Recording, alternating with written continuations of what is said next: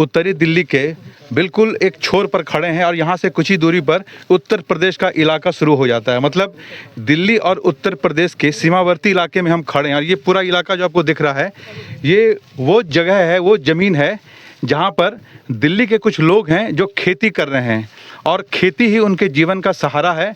और यहाँ से फसलें तैयार करके वो अपने साथ एक रोज़गार को भी जिंदा रखे हुए हैं और अपने परिवार का भरण पोषण कर रहे हैं। सर, खेती करना कैसा लग रहा है यहाँ पे? खेती करना तो बहुत बुरा है, पर धूप में मेहनत करना पड़ता है। मेहनत करके अपना रोटी रोजी चलता है। खेती के बाद जो फसल तैयार होता है उसको बेचने के बाद परिवार के भरण पोषण के लिए उतना मुनाफा आ जाता है?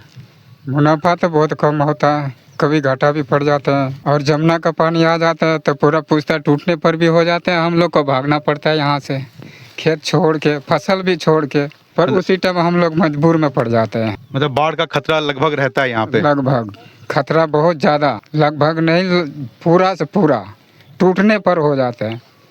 कितना तो गाड़ी भी, इंजन भी डूब जाते हैं, उसी जगह रह जाते हैं, बाहर नहीं निकाल पाते हैं। तो जैसे मान लिया आपकी जो खड़ी फसलें हैं, जब वो डूब जाती होंगी बारिश के दिनों में, बरसात में, बाढ़ में, ऐसे में सरकार की तरफ से कोई मदद?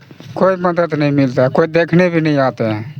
साहब बिल्कुल नहीं, क्या हुआ नहीं हुआ, बाढ़ में कहाँ आदमी मर गया, कहाँ डूब गया, वो कोई समस्या नहीं देखने आते हैं यहाँ पे। मतलब सरकार चाहे किसी भी पार्टी की हो, किसी भी पार्टी के किसी भी बड़े नेता ने आकर कभी भी आपसे आपके दुख के बारे में, बाढ़ के बारे में, आपके हालात के बारे में जानने की कोशिश नहीं की? नहीं किया, साफे नहीं किया, देखने तक नहीं आ रहे हैं। अब हम लोग यहाँ मरते हैं कि बचते हैं कि डूबते हैं कि खड्डे में पानी में फंस जाते हैं, कोई गारंटी नहीं है और सरकार देखने भी नहीं आते हैं। आप जो ये खेती कर रहे हैं तो इसके लिए पानी का क्या बंदोबस्त है आपके पास? अपने पास तो वही इंजन है, इंजन खराब हो गया तो ज़मीन पे फसल बैठ गया, इसके बाद कोई अलावे नहीं है। मैं खुद के पानी से ही खेती को अंजाम दे रहे हैं? खुद पानी, अपना पानी से।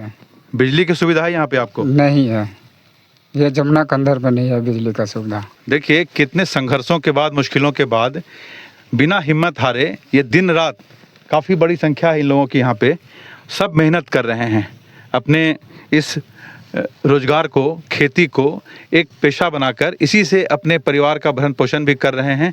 और जो छोटी मोटी शिकायतें हैं सरकार से, उन सब को दरकिनार करके खुद के खून पसीने की मेहनत से यह अपनी तकदीर खुद लिख रहे हैं।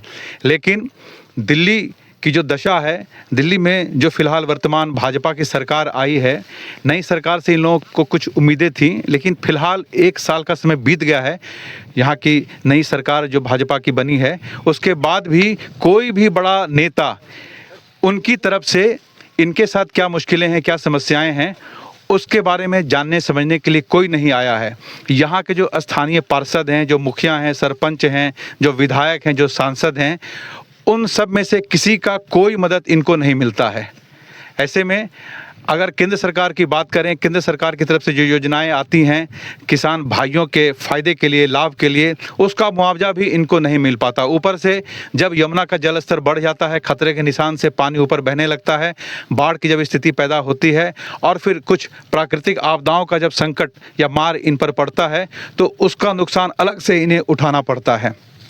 ऐसे में अपने इस मंच के जरिए सरकार से इनकी तरफ से गुजारिश है कि सरकार इनकी जो मुश्किलें हैं उसको कम करने के लिए कुछ नए उपाय तलाश करे। कैमरा पर्सन राहुल शुक्ला के साथ मैं सुमित कुमार, आप देख रहे हैं NAI न्यूज़।